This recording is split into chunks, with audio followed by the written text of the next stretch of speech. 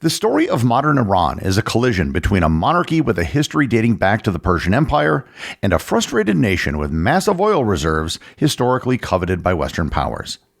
Governed by an authoritarian monarch in the mid-20th century who welcomed Western influence, the nation grew increasingly resentful of foreign control over its oil. From this discontent, an influential Islamic cleric fomented dissent while in exile, which ultimately brought down the monarchy. Learn more about the 1979 Iranian Revolution on this episode of Everything Everywhere Daily.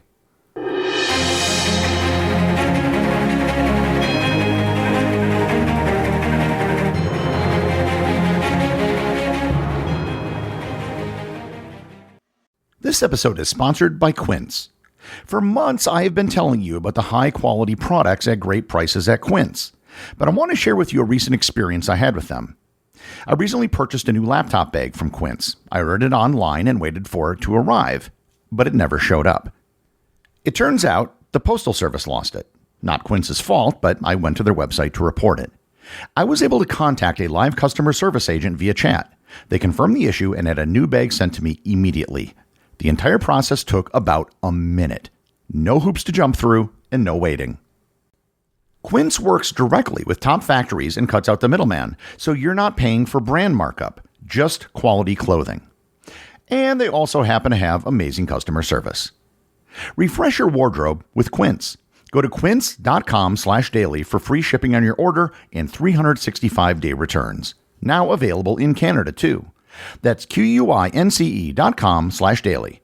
Free shipping and 365-day returns. Quince.com/daily. This episode is sponsored by Mint Mobile. Everybody knows someone who insists on doing things the hard way. There's a friend who keeps paying for a subscription they forgot they had, or the one refusing to update their phone just because it still works. Mint Mobile exists purely to fix that problem. You get the same coverage, same speed, just without the inflated price tag. That's why I recommend Mint Mobile. For a limited time, get 50% off 3, 6, or 12-month plans of unlimited premium wireless. Ready to stop paying more than you have to? New customers can make the switch today and for a limited time, get unlimited premium wireless for just $15 a month. Switch now at mintmobile.com/EED. That's mintmobile.com/EED. Upfront payment of $45 for 3 months, $90 for 6 months, or $180 for 12-month plan required. $15 a month equivalent. Taxes and fees extra. Initial plan term only. Over 50 gigabytes may slow when network is busy. Capable device required. Availability, speed, and coverage varies. Additional terms apply. See mintmobile.com. To understand the events of 1979, we have to go back to the beginning of the 20th century to examine the developments that led to the revolution. 1907 was a tragic year in Persian and Iranian history, as Britain and Russia divided Iran into spheres of influence, ending Persian control over its own natural resources. This partition came only 1 year after the constitutional revolution of 1906 that had established a parliament known as the Majlis to check the power of the monarch. In 1908, a British oil expedition in Persia discovered massive oil reserves. And this began a period of oil extraction that lasted for most of the century, which also cultivated a deep and enduring hostility towards violations of Persia's sovereignty and resources. During World War I, Iran's Qajar dynasty capitulated to the formal occupation of Iran by the United Kingdom and Russia. This occupation evolved into a horrific famine after the war that killed an estimated 2 million people. Inside Iran, the famine was blamed on the foreign pillaging of Iran's food stores. This tragedy precipitated a coup in 1925 as the Qajar dynasty collapsed and power transferred to the military leader Reza Khan Pahlavi. The Pahlavi dynasty changed Persia's name to Iran in 1935. Pahlavi hoped that the name change would help establish an independent nation free of colonial subjugation. The new nation had an authoritarian government and abandoned the democratic process established during the 1906 revolution. Inspired by Mustafa Kemal Ataturk in Turkey, Pahlavi saw modernization as the government's primary focus. Modernization would involve increasing the size of the national army, expanding Iran's rail capacity, building an effective bureaucracy, and establishing complete control over rogue provinces. These reforms were welcome in both Iran's rural villages and in urban centers. The Shah also welcomed foreign investment in Iran, particularly in the oil industry.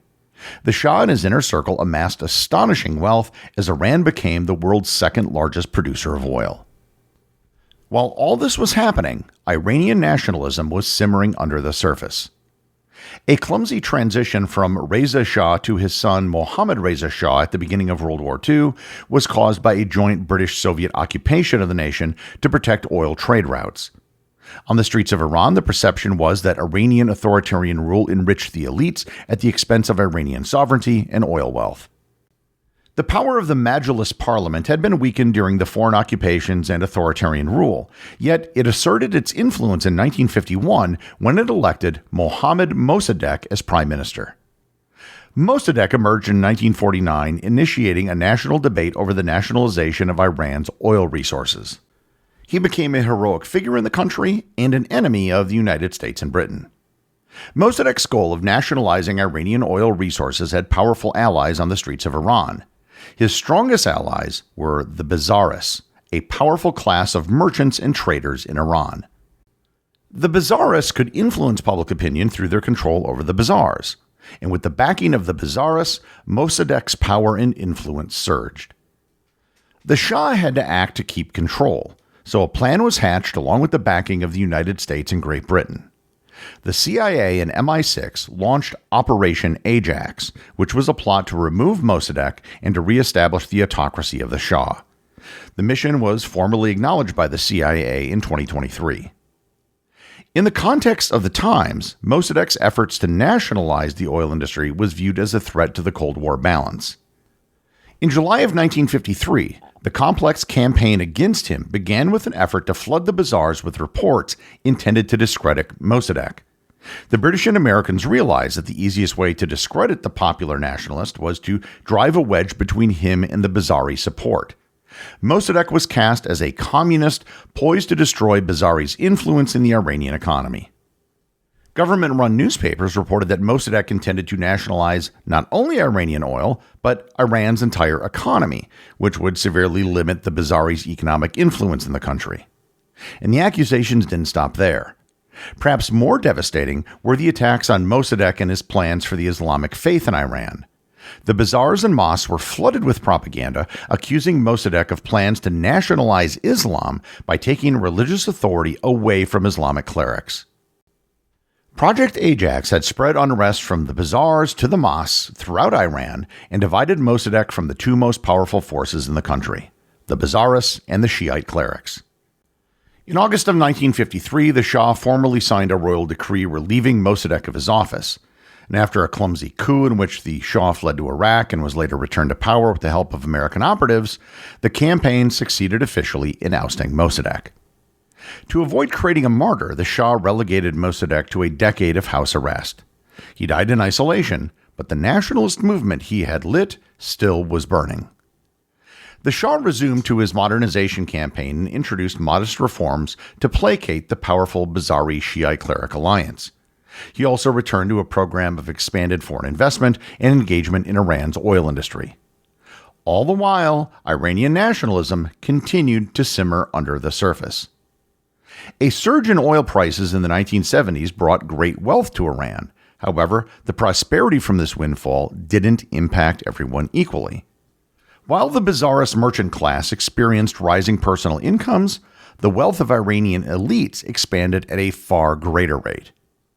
In an era of rapid urbanization, nationalist sentiment spread as the Bazaarist anger focused on the expanding wealth gap, the Shah's growing extravagance, and the continued embrace of American economic interests. Western stores and banks began to open throughout the bazaars of Iran. Traditional economic norms were under siege, and financial pain radiated through Iran's urban bazaars. The Iranian nationalist powder keg needed a flame to ignite it. That spark came from an outspoken Shiite cleric by the name of Ayatollah Ruhollah Khomeini. Khomeini was a charismatic Islamic cleric who transformed discontent with the Shah's government into a movement based on Islamic nationalism. The Ayatollah publicly denounced the Shah in 1963, calling him a miserable wretch in a speech in the clerical center of Qom. His denunciations led to his arrest by the Shah's secret police and imprisonment. His imprisonment inspired protests against the Shah and his policies. The protests were a broad coalition of Bazaris, devout Muslims, and students. After 6 days of protests, the Shah responded with brutal military force on June 5, 1963. The ensuing violence shocked international observers. An estimated 500 protesters were killed, although there's no consensus on an exact number, with the state claiming only 86 killed and the movement claiming thousands. June 5th is a public holiday in Iran today, commemorating the 15th of Khordad uprising. The revolution was now underway, and Khomeini became its focal point. For Khomeini and his followers, the response to the protesters validated their claims that the Shah was a bloodthirsty dictator and that he must step aside. The momentum started by Mossadegh in 1953 had stalled and was unraveled by a coalition of Western powers. The 1963 revolution was different. This time, the momentum was one of faith. The Shah dissolved the Majlis Parliament in 1961 and seized upon the events of 1963 to push through an aggressive series of far-reaching reforms. These reforms, known as the White Revolution, had far-reaching effects on the Iranian people. Khomeini attacked the Shah from three different angles. He denounced the reforms as a violation of the 1906 Constitution, claimed that the Shah had surrendered to American interests, and that the Shah was leading a direct assault on Islam. One of his most successful tactics was to merge a defensive Islam with the passion for Iranian independence. Khomeini was exiled to Iraq after condemning the Shah's reforms. The Ayatollah's influence was expanding, and his exile only added to his growing fame. His picture began to appear in Iranian bazaars, a key sign of shifting popular opinion. The Ayatollah had unified a fractured nationalist movement by aligning the poor, the Bazaris, and the Shiite clerics. 1971 saw two significant events. First, the Shah celebrated the 2500th anniversary of the Persian monarchy, and as part of that celebration, hosted a party that cost nearly $1 billion inflation-adjusted dollars. It was one of the most extravagant state parties in modern history, and the criticism at home and abroad for its opulence amid widespread poverty in the country only fanned the flames of discontent in Iran. The second event was that the Ayatollah published a justification for abolishing the monarchy and establishing an Islamic republic. The economic realities of the mid-1970s had significant implications for Iran. Between 1976 and 1978, Iran experienced food shortages and protests against wealth inequality.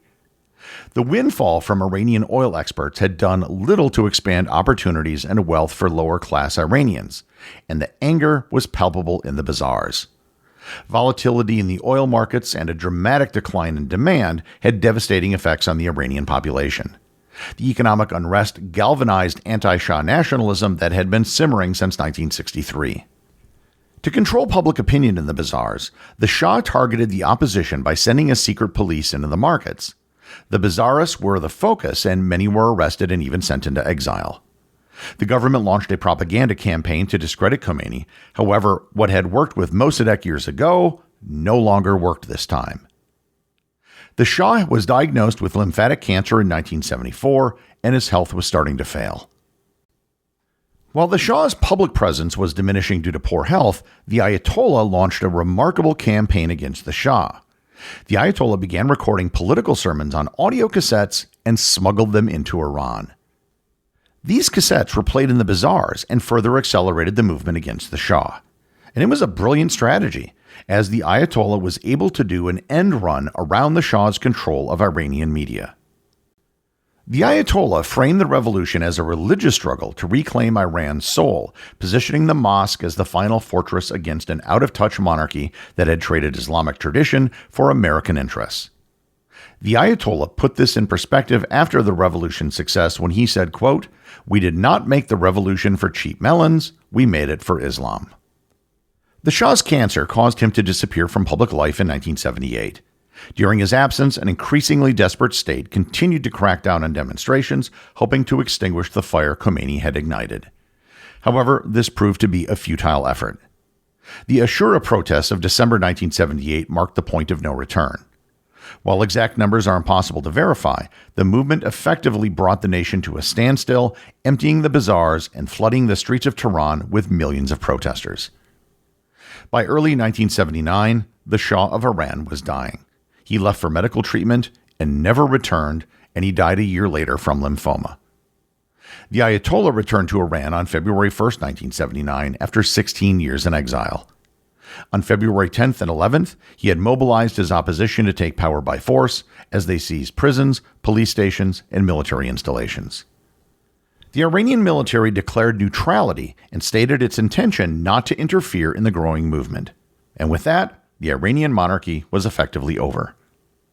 A nationwide election was held in late March of 1979, and it asked one simple yes or no question. Should the monarchy be replaced by an Islamic republic? On April 1st, the Ayatollah declared the foundation of the Islamic Republic of Iran. The Constitution of 1979 established a theocratic government based on the Ayatollah's concept of guardianship of the Islamic jurist, a system in which power is centralized in the hands of the Ayatollah and his successor. The thing to remember in every revolution is that they're almost always against something, not for something. What replaces an unpopular system is often merely different, not necessarily better. The new power that replaces the old one may simply be better organized or more brutal than its competitors. Over the last 45 years, the impact of the Iranian Revolution has been felt worldwide. In terms of global impact, for better or worse, the 1979 revolution ranks as one of the most significant events of the 20th century. The executive producer of Everything Everywhere Daily is Charles Daniel. The associate producers are Austin Oetken and Cameron Kieffer. Research and writing for this episode was provided by Joel Hermanson. My big thanks go to everyone who supports the show over on Patreon. Your support helps make this podcast possible. And I also want to remind everyone about the community groups on Facebook and Discord, as this is where everything happens outside of the podcast. As always, if you leave a review on any of the major podcast apps, you too can have it read on the show.